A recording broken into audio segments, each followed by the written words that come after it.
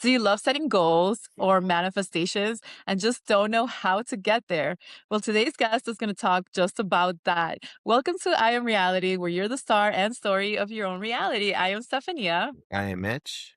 I am Alicia, and I am super excited to be here to chat with you. I'm a master certified consistency coach, and I help people figure out ways to live the life they want by reclaiming their time and how they use it.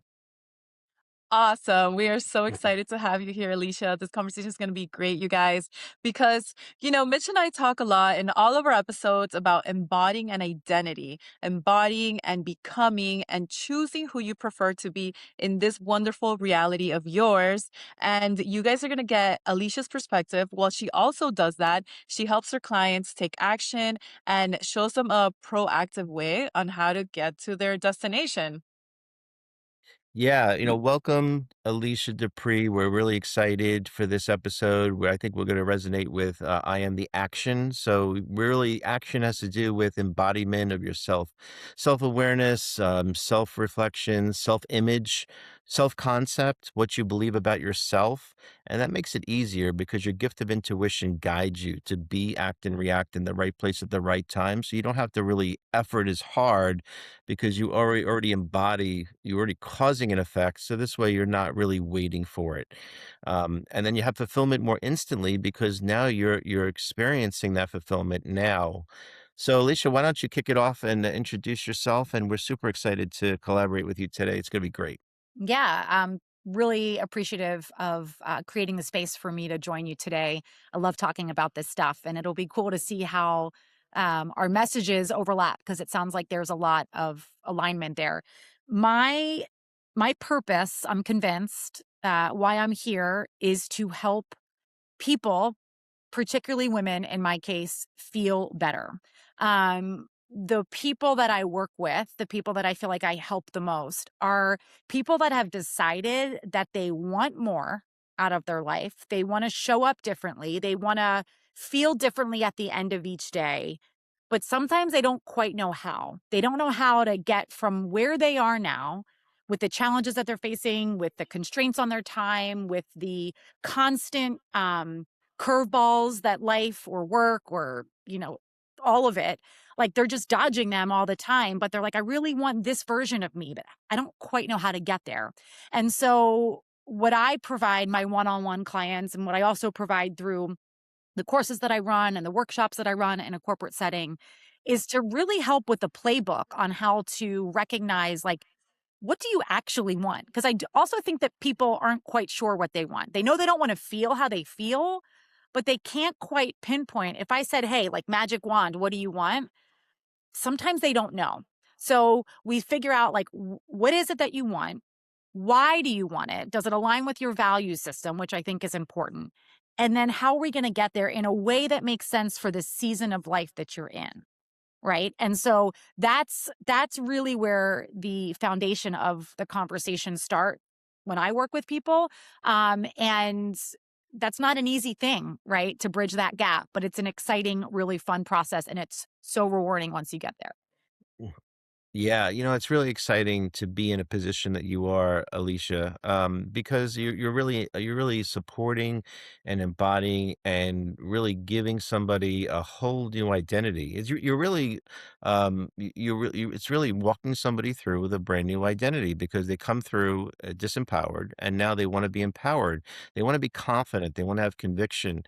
And I think that's a lot of what you do, right? What's the biggest challenge, Alicia, that you find with a client that comes to you today? Is it more career? They want to jumpstart their career. They want to be an entrepreneur. Do they just want to find a different career? Do they just want to start their own business? What do you find is the highest goal for your clients? Well, it's kind of a mixed bag. I would say that the common kind of through line between whatever the problem is the person themselves has disappeared. Like they are lost in whatever they have going on, whether it's a mom who's in the throes of new motherhood and she's just existing just to keep her kids alive, right?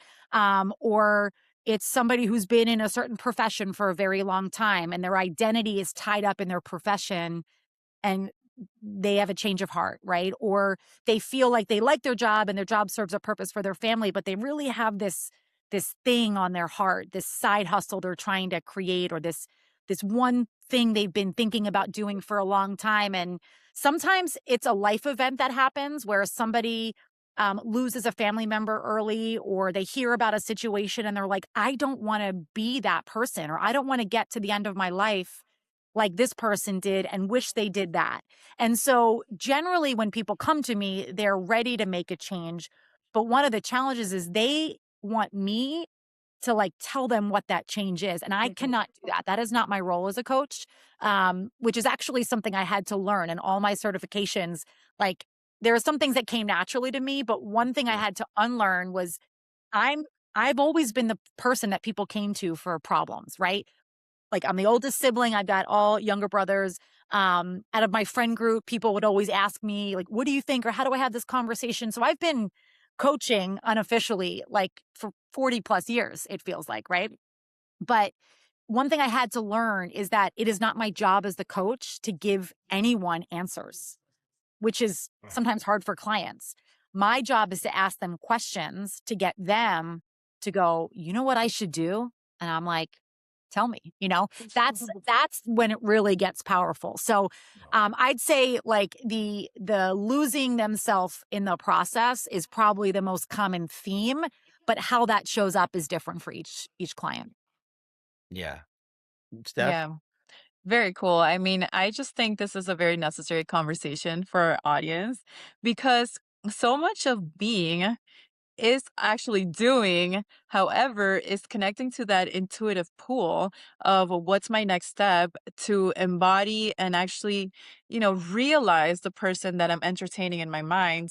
And I think that, for example, for some people, it's maybe easier if they're familiar with that role, right? Like they choose a character, they know who they want to be. For example, Alicia and I were talking about fitness, you guys.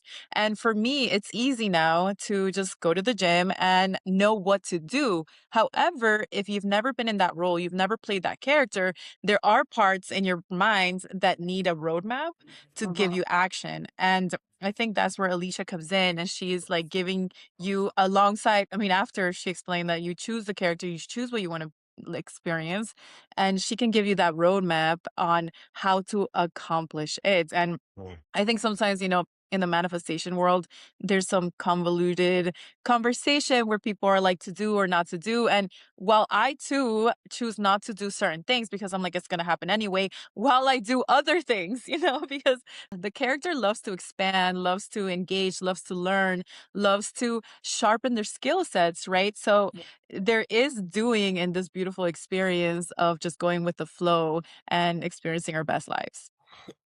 Yeah, I mean, what stood out for me there, and the fitness example is such an easy one to use as an illustration, Hmm. right? That if somebody feels so far away from their ideal version of themselves, right? Or that vision, that manifestation, like they believe it, but then they look in the mirror and they don't have any evidence of that. Like it is painful to walk up the stairs. They're getting winded walking to their car in a parking lot, right? It's sometimes hard to connect that version of them as possible because they're waiting to see visual proof of that. And they're comparing themselves often to somebody that has embodied that years ago, right? It's like when you go to the gym, you're looking at the person that is bench pressing the most or is like sprinting on a Yeah. a treadmill without breaking a sweat, right? They're not comparing themselves to the person that signed up the day before them. And that's a more realistic person to compare yourself to if you're comparing at all. And so I help them get to the point where we figure out what's blocking them. Like, why can't they picture that? What story have they been telling themselves that prevents them from even thinking that version is possible? And then what are those next baby steps that they can take, which is signing up for a gym membership, not even going, just sign up.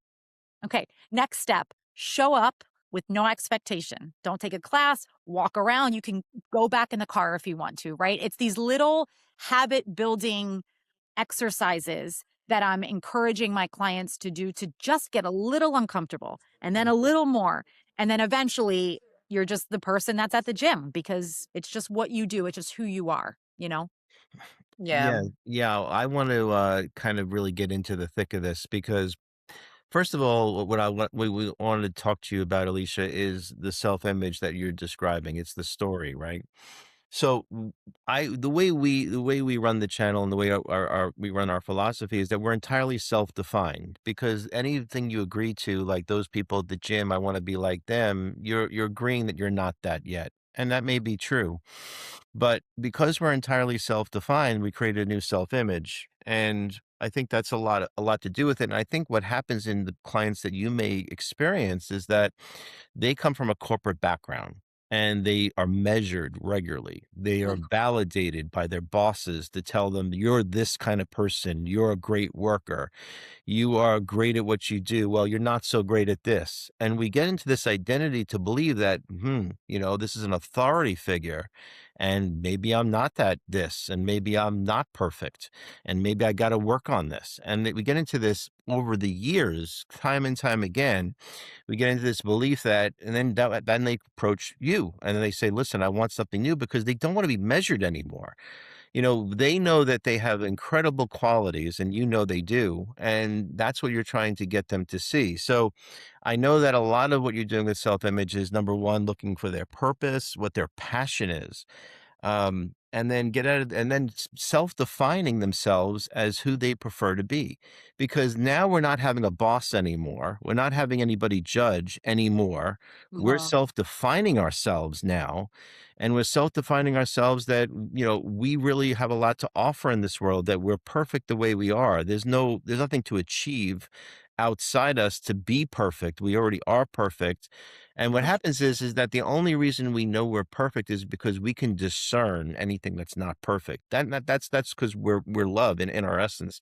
Otherwise, we wouldn't be able to do that. We wouldn't be able to know, hey, I want this. This is I don't like to be disrespected. You only know that because you're perfect. You only know that because you're amazing at who you are. Anything less, if somebody was to tell you you're not amazing, you'd say that's not true. It can't be true. So we have to start from an identity that we are everything, that we are perfect as it is, and the self-image is just catching up to that.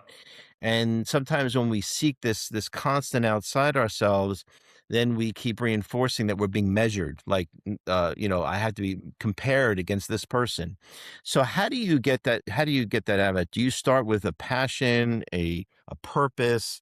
How we're not measured, that you are measuring yourself. And I know that's what you teach a lot in your book, which you have a great book that you uh, created. Yeah, I mean, I first do a lot of listening, right? And I pick up on things that I view as an impartial, neutral party as what I believe is not a fact, but it's being said as a fact, right? So saying something like if they had two bad bosses in a row and they say like, "Well, I'm not good at my job." Like they believe that to be true, Hmm. and I am like, "Well, how do you know that? Hmm. Is that actually true?" Very good. Because it's oftentimes not. It is some opinion that they either have as a result of external things or someone has told them that and now they've attached their identity to that. And so I listen for things that are red flags for me, okay? And I challenge them. Like my approach is probably not, well, it's definitely not for everybody, but it is pretty direct because I'll say, "Hey, Mitch, I heard you say this. Give me some evidence to support that Hmm. that's true, that you are bad at your job. Because you also just told me you've been at this company for X amount of years, you've been promoted X amount of times. Hmm. But like one guy said one thing to you one Hmm. time and now Yep, unraveling, right?"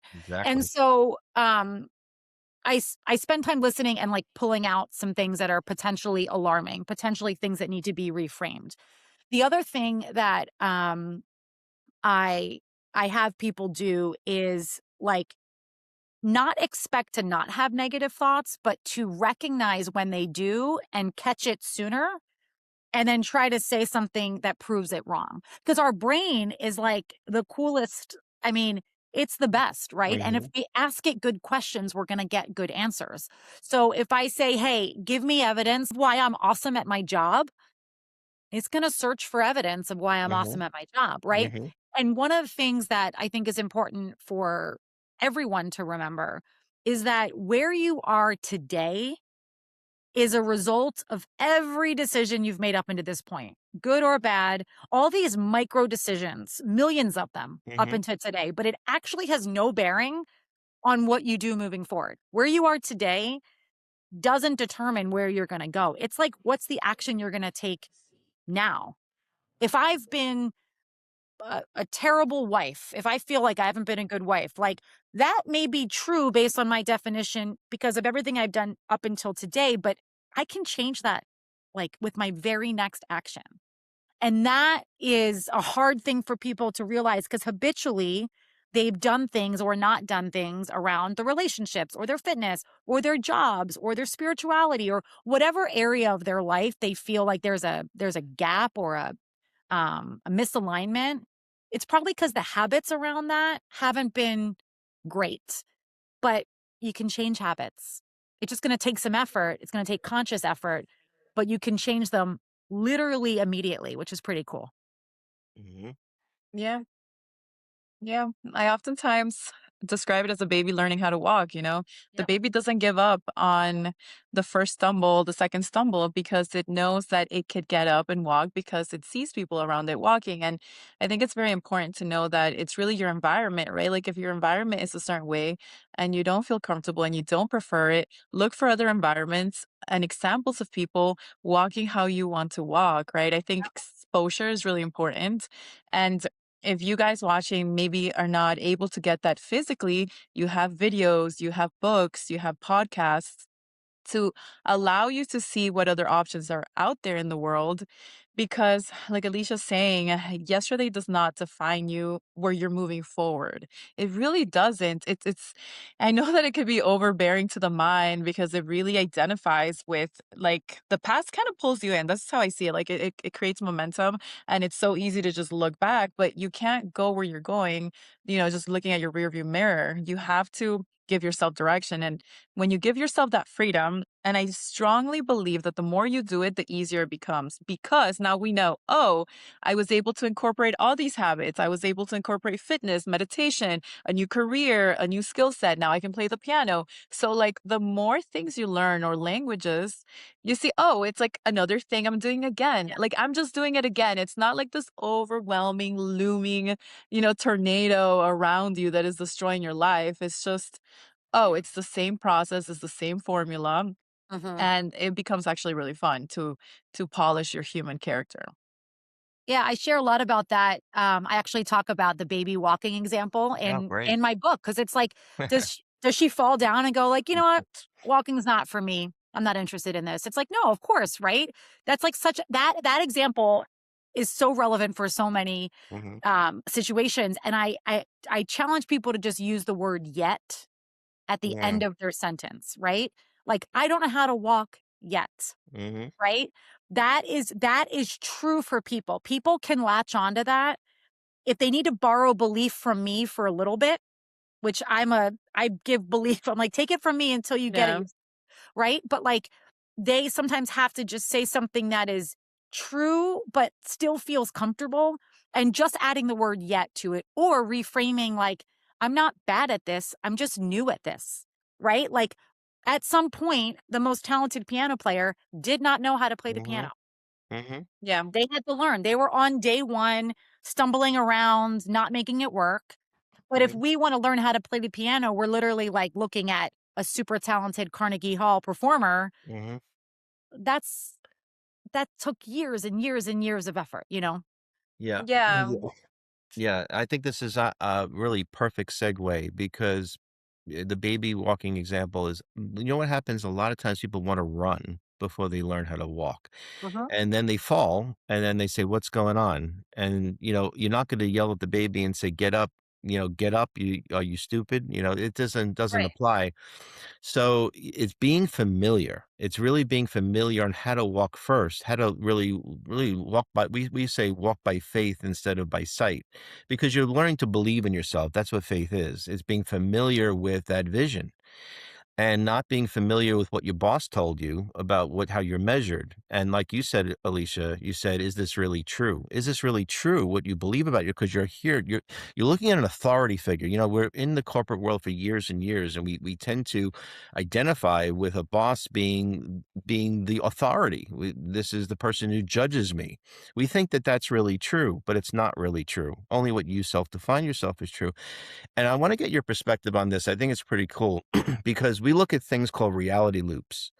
So let's say, for instance, and if somebody's coming to you from the corporate world and they say, well, I think that I'm not that good at this. And you tell them, is that really true?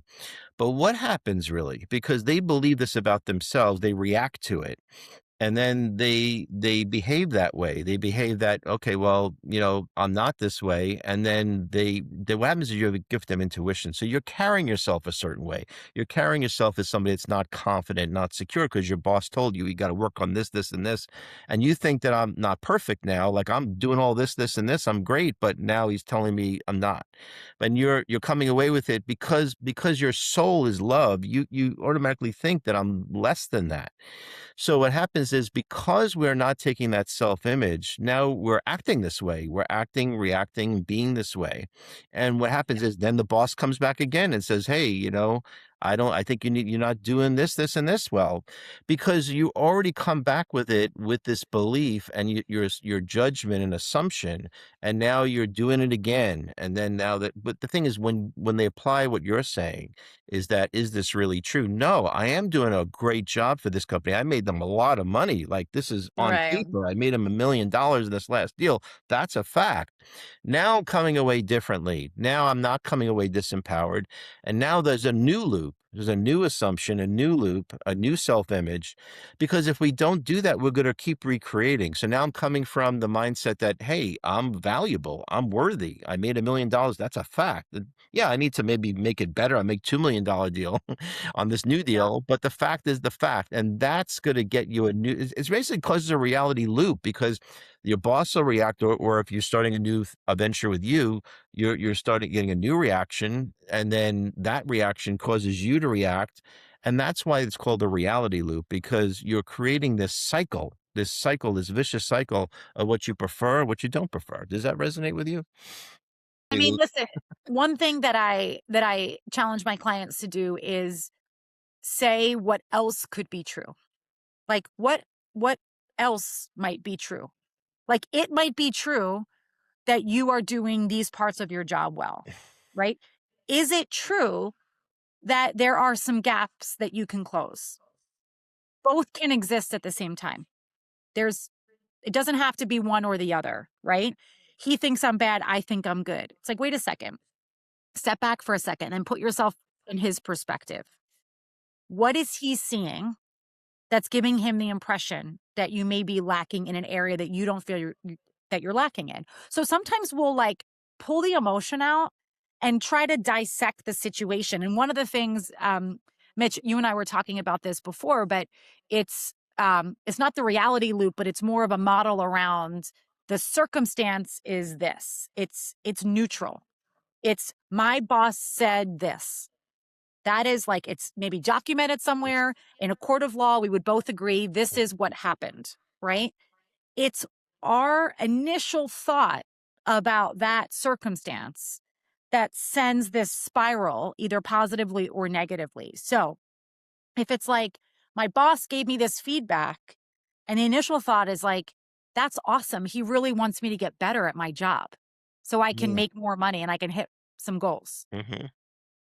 Everything after that feels different. What I Exactly. believe about myself, the actions I take, the energy I have showing up to my job. Yeah. The other Exactly. alternative is like, my boss thinks I'm not good at my job.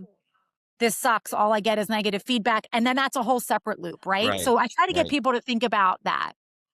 Right. I think if we look at everything in our reality as they're serving us, because we're the only experiencer, Yeah. Alicia, of everything. You're the only experiencer of you. So that's why you're entirely self-defined. So if you look at like, hey, my boss, we can entertain this, we can dream it. Hey, my boss is my friend. He wants to help me. He's telling me this guidance to help me to make me Yeah. more money.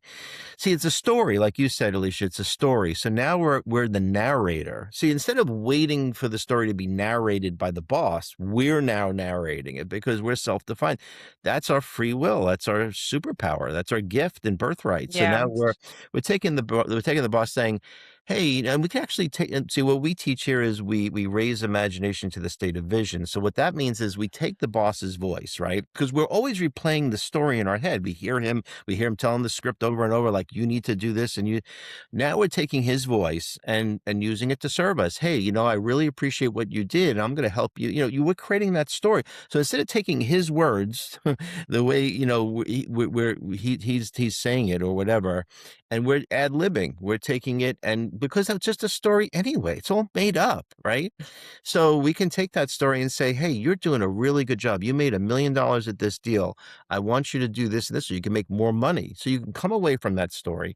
And then now it's called forgive and forget. So now you've taken the past, this memory see, what happens is memories are get you just to push you to change the story to what you prefer. Otherwise, we wouldn't have memories. We wouldn't care about these memories. So they're compelling us because we're love. We teach that we're love. So we're purifying it. So we take that story that the boss told us and we're purifying it and saying, no, no, no. What I really meant, whoever whoever he's overseeing, what I really meant is that you're doing really great. I really want you to just work on this, and you could be a superstar, even making more millions of dollars. See, and now we don't remember what happened anymore, and that's forgive and forget. And this is these modalities because it's all a story, like you said. Make sense? Yes, I love this. I love this conversation because, when I first started applying these things into my life was through meditation. Meditation helped me so much to observe what's going on in Mm, my life and not have that reactive impulse, right? Because don't let the brain lead you guys. You get to program your brain. You get to write your story. You get to choose who you are. And you get to be courageous and fearless with what the world is showing you. Yes, it could be your boss. It could be your spouse. It could be your kids. It could be people you love. And it could be a car driving next to you. But if you panic the second something doesn't go your way, you're going to lose sight of your vision. You're going to lose the steering wheel and you're going to go into you're going to drown. So that's what we yeah, talk about, like being in the present moment. Observe, it does not define you. That doesn't mean you don't take action to solve it, to make it better, to sharpen your own skill sets. But what it means is that it doesn't define you and you have the power to redefine yourself, even if you did make a mistake. Okay, so how are you going to be better? How are you not going to stumble in your relationship, in your career, whatever it is that you're building? Because there is no stopping. And that's why I often say there is no failure and everything's perfect, right? Like the stumble, the injury, the clients you maybe lost is only here to teach you to self-define over and over again. And do not drown just because somebody got mad at you or somebody, ran into your car. And let's hope those things don't happen to you. However, you get to be strong and sturdy and continue to lead your life. And with practice, you see that it's not that scary. You just observe and you're always calm. Like that's the whole thing, even though I'm like getting passionate about this and I get excited. But through that calm observation, you realize that you are your own reality and nobody gets to define you and you get to make yourself better and you get to make your reality better and your life and your family. And it's just a dream come true. yeah, yeah. And Alicia, I know we're running out of time, but to take away what Steph said, meditation is important because there's a lot of mind chatter out there. There's a lot of overthinking coming to you. They're coming from all different directions. The mind just keeps going and going, and it becomes hardwired. It just becomes used to this constant noise. So, do you also think about meditation for your clients? Like, what's your perspective to clear the mind, get a baseline, now have a focus, building the mind muscle? I know we talk about building the body, but we're also focusing on the mind aspect. So this way we have a focus, we're able to do that. What's your thoughts on that? And then we'll wrap it up. Yeah, I mean, gosh, I'm still working on building a meditation practice for myself. And I'm sorry, there's some background noise outside in case it's hard to hear Don't me, worry but about it. um, I um, I believe in the power of it for sure, and I often suggest that as a way for busy women to be quiet for a second because the second they start their day, they're generally in a reactive mode, Hmm. right? So taking the time, I'm a huge fan of my mornings. I'm up before my house every day of the year. I really savor that quiet time. And even for me, if it's not formal meditation, I definitely sit in silence every day, multiple times a day, Mm, right? And I think that sometimes this habit of meditation feels so big that people are afraid to start it when the reality is going on a walk without your phone can be a form of just taking a second, right?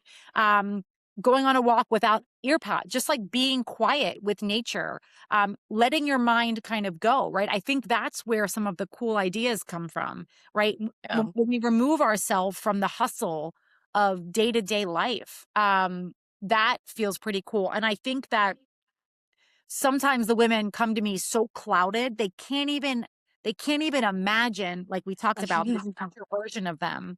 And while we start talking, it almost like it's almost like they get permission to start thinking about that, Yeah. and they're more open to practices to nurture that, meditation being one of them, workouts being another, like things that are helping their mind and body like feel their best. Only good things come out of that. Only good things. yeah. Yeah, I love that, and I think also when with Mitch and I, when we work with clients and we coach people, it's like the way I see it is open up the possibility, right? Like we just suggest things like, "Hey, have you ever thought about this?" And it's like, "Oh, wait, no, I haven't," because again, like the brain is so caught up in its own spider web that it's actually like they're living the reality that they once dreamed of, right? It oftentimes is because you create it, you live it, and then you don't know how to get out of it because you're just so in it until somebody like kinda, like, puts a little bit of a window to your awareness, like, "Hey, what if maybe you can change your career?" They're like, "What are you talking about?" You know, like, that would never happen, and it's like, everything's a possibility, you know? So, Yeah, yeah. the way I believe meditation works, is simply that you are meditation means to be familiar with, and we're so familiar with mind chatter and overthinking, we forget what calmness is, relaxate. We forget. We don't even know what that feels like. Calmness, relaxation, fulfillment. We don't know what that is, and we're becoming familiar with it, and that's why I feel it's such an important practice to bring into, clients and consulting because people are not familiar. We want everything we do, Alicia, in this world is to have fulfillment. That's the net goal. Going to the gym, being successful, family, career. The only end result is fulfillment. But if we don't know what that is, then we're going to be chasing it. But getting the here now is something that meditation helps you understand that this is what it feels like. This is what fulfillment is. And that way we're getting not in this mode of chasing. We're not familiar with chasing. We're making the unfamiliar making unfamiliar familiar and the unknown now unknown known. So this is what meditation does. So I think on that practice, it's very helpful. So I think that resonates with you, and it's great to hear that resonates with the way you show this to your clients. And I think it's a great way and a great practice with your book that you've really helping your clients in this way and give them a path and a framework, which is really great when they come into your business and business model. So I think we're ready to wrap it up. And is there anything you want to say, Alicia? And thank you very much for joining us on this episode of I Am the Action, where you're the action in terms of your self image. Yeah, I just appreciate the work that you're doing. I think that any channel, vehicle, content that causes people to take pause and a little bit of an inventory about where they are and suggests that there's a possibility that they can be a better, more refined, more aligned version of themselves is pretty awesome. And when you can do that, which I know you guys do and I do as Thanks. well, without making people feel bad about where they are today, Yeah. in the pursuit of something better, that's a really unique intersection. And I just love that you have something like this available for your audience. And I appreciate you letting me be a part of it today. Yeah, thank That was you. so meaningful, Alicia. Thank you so much. And guys, all her information is going to be in the description box. She has a book out that just came out last week. What is it called, Alicia? It's called The Busy Woman's Blueprint. It's a workbook version of the 6-week course that I run. I just wanted to make it a little more accessible for more people. So it's a self-paced workbook that you can do whenever you're feeling overwhelmed. That's awesome. So you can find that in the description. You can find her website and also leave us any comments, guys. Like let us know what you're going through, how this enlightened you, how you're going to get some advice and incorporate it into your own life. And if you want to be in our videos, leave it in the comments as well. We would love to have a conversation, help you get some clarity, or just let us know what amazing success stories you have received from us or any of our guest speakers. And anything else, Mitch? You want to take it away? Yeah. So again, thank you, Alicia Dupree, for joining us today on I Am the Action. Really appreciate your insights and perspectives. It's really an honor. I've known you for a while, and it's really great to have this full circle today. So I'll Yeah. take it out by saying, listen, this is I Am the Action. Your self-image is everything. You're entirely self-defined because you're love, and you get to be self-defined. You're perfect, and that's why, being the action, being the now, and taking it really is to the limit is something that we all aspire to in our vision. So on that note, thank you for joining the channel today. I am Mitch. And I am Stefania. Bye. Bye, everybody. We love you guys. See you soon.